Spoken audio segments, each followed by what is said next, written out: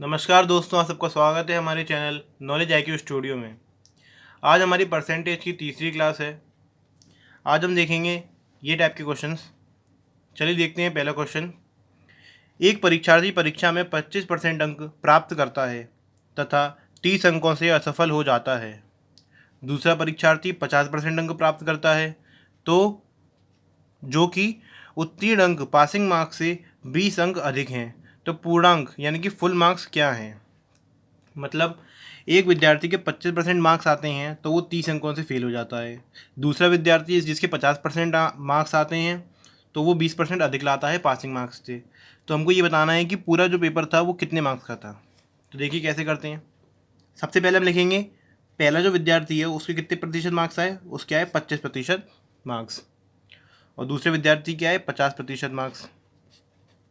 अब इस विद्यार्थी को अगर यहाँ पर पास होना है तो उसको कितने मार्क्स और लाने पड़ेंगे, उसको लाने पड़ेंगे 30 मार्क्स, क्योंकि वो 30 मार्क्स से फेल हो गया। अगर वो 30 मार्क्स और ले आता तो वो पास हो सकता था। इसी प्रकार हम देखेंगे दूसरा विद्यार्थी 50% मार्क्स लेके आता है तो उसके पासिंग मार्क्स से 20 मार्क्स ज़्यादा होते हैं। मतलब यहाँ से भी 20 मार्क्स ज़्यादा, मतलब कि अगर इसमें से 20 मार्क्स कम कर दिए जाएँ तो वो पासिंग मार्क्स पे पहुँच जाएगा, क्योंकि पासिंग मार्क्स से 20 मार्क्स ही तो एक्स्ट्रा हैं उसके। अब हमको इसमें और कुछ नहीं करना है, सिर्फ ये देखना है कि 25% और 50%, मतलब 25% अगर हमको 50% मार्क्स लाने हैं तो हमको 30 और 20 50 मार्क्स लाने पड़ेंगे। अगर हमको यहाँ से यहाँ तक पूरे 25% मार्क्स लाने हैं तो उसके लिए हमको 30 और 20 यानी कि 50 मार्क्स लाने पड़ेंगे। तो आप देख सकते हैं कि 25% की वैल्यू 50 है, तो यहाँ से हम देखेंगे 1% की वैल्यू आएगी 2, और मार्क्स और पेपर होता कितने परसेंट का है, पूरे 100% का। तो 100% की वैल्यू आएगी हमारे 200, यानी कि 200 मार्क्स वो है जो कि इस पेपर के फुल मार्क्स अगर पूछा जाए कितने हैं तो 200 मार्क्स हैं। आपको ये क्वेश्चन अच्छी तरह आया होगा, फिर से देख लेते हैं एक और बार। एक विद्यार्थी के 25% मार्क्स आए, अगर वो 30 मार्क्स और लाता तो वो पास हो जाता, यानी कि उसको इतने मार्क्स मिल जाते। दूसरा विद्यार्थी है जिसके 50% मार्क्स आए, अगर जो कि पासिंग मार्क्स से 20 मार्क्स ज़्यादा थे, यानी कि 20 मार्क्स अगर कम कर दिए जाएँ तो वो मतलब पासिंग मार्क्स में मिल जाएंगे। अब हमने देखा कि 25% से 50% तक जाने के लिए हमको यानी कि 25% बढ़ना पड़ेगा। 25 में से 25 से और 50 तक जाने के लिए 25% बढ़ना पड़ेगा। तो परसेंट में 25 बढ़ने के लिए हमको मार्क्स कितने चाहिए, 30 मार्क्स तो यहाँ चाहिए, 20 मार्क्स यहाँ चाहिए, यानी 50 मार्क्स चाहिए। तो यानी कि 25% की वैल्यू 50 हो गई। तो 1% की 2 और 100% की पूछी जाए तो 200। तो इस क्वेश्चन का आंसर है 200। आइए अगला क्वेश्चन देखते हैं। अगला क्वेश्चन है एक विद्यार्थी को पास होने के लिए 40% अंकों की आवश्यकता होती है। यदि वह 40 अंक प्राप्त करता है 40 अंक पाता है और 40 अंकों से फेल हो जाता है, मतलब 40 मार्क्स उसके आते हैं और 40 मार्क्स से ही वो फेल हो जाता है, तो परीक्षा का अधिकतम अंक ज्ञात कीजिए। तो परीक्षा में कितने मार्क्स का पेपर था, यानी कि परीक्षा में ज़्यादा से ज़्यादा कितने मार्क्स ला सकता है, यानी कि वही कि पेपर कितने मार्क्स का था। तो जैसा कि हम देख सकते हैं कि 40% अंक चाहिए पास होने के लिए। मतलब अगर किसी को पास होना है तो उसको 40% तो मतलब परसेंटेज में 40% चाहिए। अब हम देखेंगे कि मार्क्स कितने चाहिए। अब हम देखते हैं एक विद्यार्थी जो 40 अंक तो प्राप्त करता है तो वो तो फिर भी वो फेल हो रहा है। इसका मतलब कितने मार्क्स से फेल हो रहा है, तो जो फेल हो रहा है उसको हमें ऐड ही तो करना पड़ेगा, क्योंकि हमको पासिंग मार्क्स निकालने हैं। तो फेल वाले मार्क्स में जितने मार्क्स से वो फेल हुआ उतना हम ऐड कर देंगे, जिससे हमारा क्या आएगा, ये हमारे पासिंग मार्क्स आ जाएंगे। कि अगर वो 40 + 40 यानी कि अगर वो 80 मार्क्स लाता तो वो पास हो जाता। मतलब कि ये पासिंग परसेंट है, ये पासिंग मार्क्स है। तो ये दोनों इक्वल होते हैं, मतलब पासिंग परसेंट बोलो या पासिंग मार्क्स बोलो, दोनों एक ही बात है। तो हम करेंगे 40% जो है 80 मार्क्स के बराबर है, तो 1% 2 मार्क्स के बराबर होगा। और 100% की वैल्यू 100% हम तभी निकालेंगे जब हमसे पूछा जाए कि अधिकतम अंक निकालने हों या फिर मैक्सिमम मार्क्स या फुल मार्क्स निकालने हो, तभी हम 100% की वैल्यू निकालेंगे।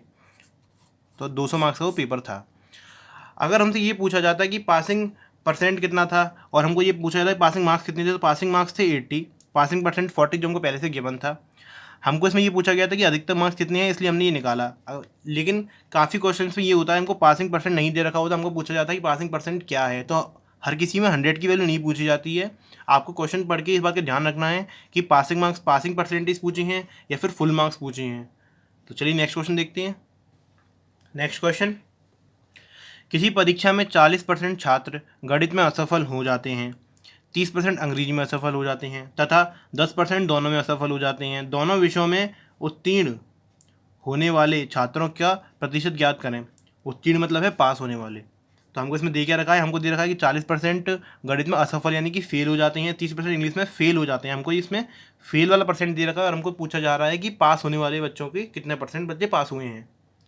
तो देखिए क्वेश्चन कैसे करना है। इस क्वेश्चन करने का 2 तरीके हैं और एक फॉर्मूला भी है, मैं आपको तीनों बताऊंगा। लेकिन पहले हम देखेंगे इसको वेन डायग्राम से सॉल्व करना। तो देखिए पहले हमको, अगर इसमें इंग्लिश और मैथ सिर्फ हमको दो ही चीज़ रखी तो हमको ये 2 सर्कल बनाने पड़ेंगे। 2 सर्कल बना लिया आपने, जिसको आपको ये बता देना है कि ये मैथ को रिप्रेजेंट कर रहा है, ये इंग्लिश को रिप्रेजेंट कर रहा है। आप इसको मैथ का बता सकते हैं, इसको इंग्लिश का बता सकते हैं, उसमें कोई प्रॉब्लम नहीं है। देखिए, और ये वो एरिया है जो कि दोनों में कॉमन होगा। अब हम इसमें सिर्फ फेल वाला लिखेंगे। हमको ये पता है कि 40% छात्र गणित में फेल हुए हैं, तो हमको पहले ये नहीं लिखना है, हमको पहले ना ये लिखना है जिसमें इंग्लिश में कितने फेल हुए हैं। हम पहले वो देखेंगे कि कॉमन क्या है इन दोनों में। तो 10% छात्र ऐसे हैं जो कि दोनों में असफल हुए हैं, मतलब बीच में आएगा 10%। 10% वो छात्र हैं जो कि दोनों में असफल हुए हैं, मतलब मैथ में भी आते हैं और वो इंग्लिश में भी आएंगे। अब हम देखेंगे कि 40% छात्र गणित में फेल होते हैं। तो हम इस पूरे सर्कल में हमको 40 करना है, मतलब 40% लाना है। तो 40% लाने के लिए हमने देखा कि 10% तो पहले ही आ चुका है, तो यहाँ पर कितना आएगा 30 जो बचा हुआ। आपको इस बात का ध्यान रखना है कि 40% छात्र गणित में फेल हुए हैं, आपको पूरा 40 यहाँ नहीं लिखना है, क्योंकि ये पूरे सर्कल के अंदर 40 होना चाहिए और जो कॉमन आ चुका है उसको हम सबट्रैक्ट करके यहाँ लिखते हैं। इससे हमको सीधा सीधा ये पता चलता है केवल वो छात्र जो कि मैथ में फेल हुए हैं तो वो कितने हैं, वो 30% है। इससे हमको ये पता चलता है। ऐसे ही हम इंग्लिश के लिए भी देखेंगे। तो 10% तो कॉमन है। अब अंग्रेजी का कितना है, टोटल 30% है, तो 30 में से 10 गया तो 20%। इसका मतलब अगर इतना करने के बाद आपको ये पता चल चुका है कि सिर्फ मैथ में कितने परसेंट, सिर्फ मैथ में पूछें कि सिर्फ मैथ में कितने फेल हुए हैं तो 30%, और सिर्फ इंग्लिश में कितने फेल हुए हैं तो 20%, दोनों में कितने फेल हुए हैं 10%, और टोटल मिला के फेल की संख्या कितनी है, तो टोटल फेल हम निकाल सकते हैं बहुत ईजिली यहाँ से। सिर्फ आपको ये कैलकुलेट करना है सब। 30 और 10 40 50 60, यानी कि 60% बच्चे हैं जो कि फेल हुए हैं। अब आपको पता है कि टोटल क्लास में कितने बच्चे होते हैं, टोटल क्लास में होते हैं 100%। तो हमको अब निकालना है कि पास कितने हुए। तो 100 टोटल में से अगर हम फेल का परसेंट माइनस कर दें तो हमारा पासिंग बच्चे आ जाएंगे, कितने परसेंट बच्चे पास हुए हैं आप देख सकते हैं। आप इस क्वेश्चन को करने में बिल्कुल गलती मत कीजिएगा।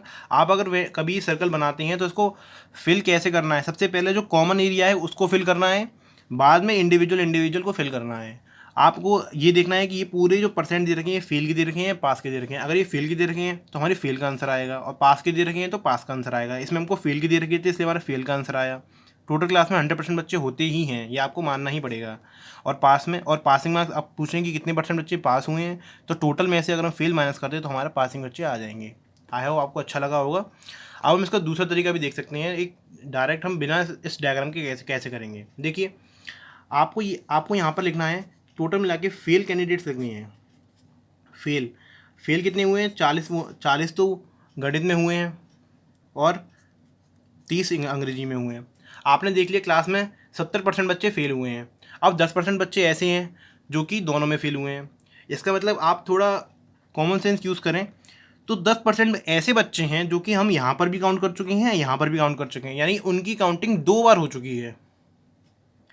आप देखें, क्वेश्चन देखें कि 40% छात्र गणित में फेल हैं, 30 अंग्रेजी में फेल हैं, 10% दोनों में फेल हैं। मतलब कि जो दोनों में फेल हैं वो गणित में तो फेल हैं ही, साथ में अंग्रेजी में भी फेल हैं ही।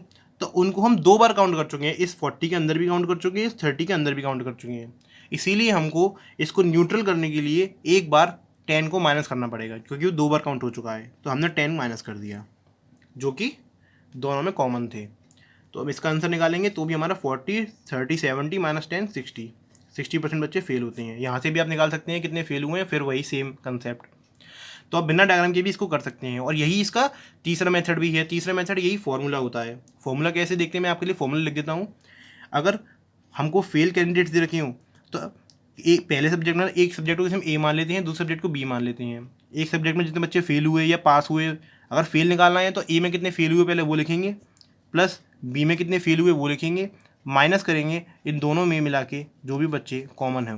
आप इस फॉर्मूले को नोट कर लीजिएगा। या फेल हो या पास हो, दोनों के लिए सेम फॉर्मूला है। मेरी तो यही राय है कि आप फॉर्मूले से ना करके ऐसे इसको याद रखें और इसको याद रखें। फॉर्मूला आप एक बार को भूल जाएंगे, पर ये तरीका आपको याद नहीं रहेगा। मैं आपको अभी तक कितनी भी वीडियो में कुछ भी पढ़ाया है तो कभी आपको फॉर्मूले से नहीं कराया, सिर्फ ट्रिक बताई है।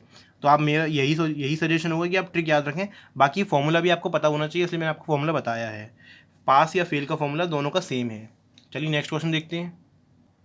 आज का नेक्स्ट क्वेश्चन देखिए, अगर आपको वीडियो अच्छा लग रहा हो तो प्लीज़ लाइक करें और कमेंट ज़रूर करें। आपके लाइक करने से मुझे मोटिवेशन होता है, जिससे मैं और भी अच्छा कंटेंट आपके लिए आगे लेके आऊँगा। तो प्लीज़ आप इसको लाइक ज़रूर कर दें वीडियो को, अगर आपको अच्छी लग रही हो तो अपने फ्रेंड्स के साथ ज़रूर शेयर कीजिएगा। चलिए अगला क्वेश्चन देखते हैं। एक परीक्षा में 30% विद्यार्थी गणित में फेल होते हैं, 25% अंग्रेजी में फेल होते हैं, 40% हिंदी में फेल होते हैं। हमने पहला क्वेश्चन देखा, उसमें सिर्फ 2 ही सब्जेक्ट थे, इसमें 3 सब्जेक्ट हैं। तो मैंने आपको 2 सब्जेक्ट का तरीका तो बता दिया कैसे करना है, मैं आपको 3 सब्जेक्ट का भी बताऊँगा। तो 30% विद्यार्थी गणित में फेल होते हैं, 25% अंग्रेजी में और 40% हिंदी में। यदि 15% विद्यार्थी गणित एवं अंग्रेजी दोनों में फेल हों और 20% अंग्रेजी और हिंदी दोनों में फेल हों, 25% गणित और हिंदी दोनों में फेल हों तथा 10% विद्यार्थी तीनों में फेल हों, मतलब 10% विद्यार्थी ऐसे हैं जो कि हर सब्जेक्ट में फेल हों, तो तीनों विषयों में पास विद्यार्थियों का प्रतिशत ज्ञात कीजिएगा। आपको ये ध्यान रखना है कि लास्ट में पूछा गया है, लास्ट में पास का पूछा गया है। हमको ये सभी परसेंटेज पता है, हमको फेल के पता है, तो हमसे पहले फेल का आंसर निकालेंगे। जो भी हमारा आंसर आएगा उसको हम 100 में से माइनस करेंगे तो हमारा पास में आंसर आएगा। देखिए कैसे करना है, इसको भी सेम पहले की तरह ही करेंगे। आपको इसमें 3 सर्कल बनाने पड़ेंगे क्योंकि इसमें 3 सब्जेक्ट हैं। जैसे मैंने आपके सामने बनाया 3 सर्कल।